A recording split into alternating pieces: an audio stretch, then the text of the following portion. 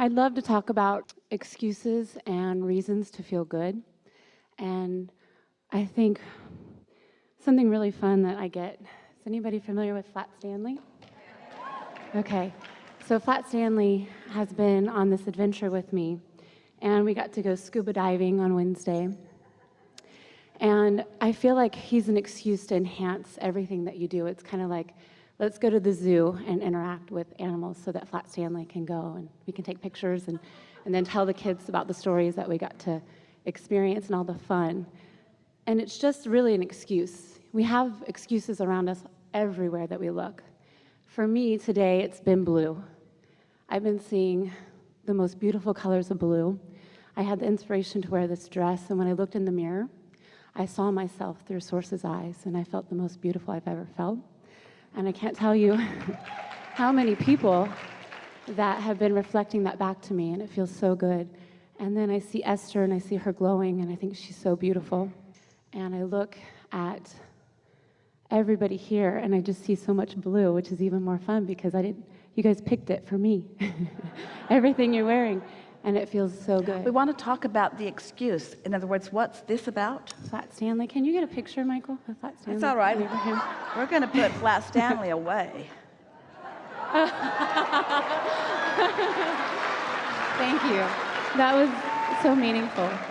That was very meaningful because we don't need an excuse, but we can if we want to. If we really want to focus, we can literally use... Well, the reason that we want to have this conversation with you is because we touched on something earlier today for the first time, really.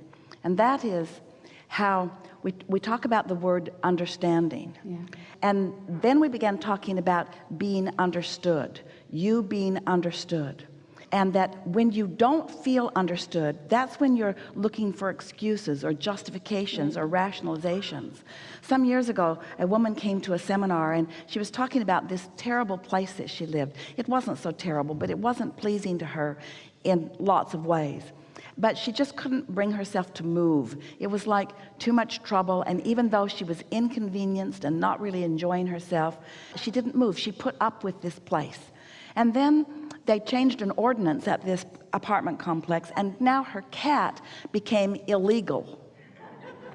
And so she was sneaking the cat out in the night to have its outside time, and she was going to a lot of trouble to try to allow the cat to be able to be allowed in the complex. And then finally she just decided it wasn't worth the trouble, so she moved. And we said, you moved for the cat? Right. You moved for the cat, but not for yourself. You see, we like the game that you're playing. We just don't want you to need any excuses. Now, if it's a game of focus, that's something.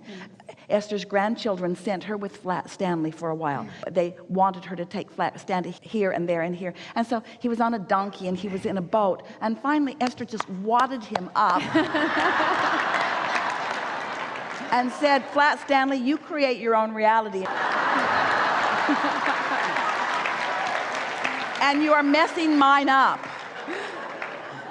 Because we want your moments to be spontaneous. We want you to get into that receptive mode and then let the universe surprise and delight you. And you don't need any excuses for that ever. No, we don't. Yes.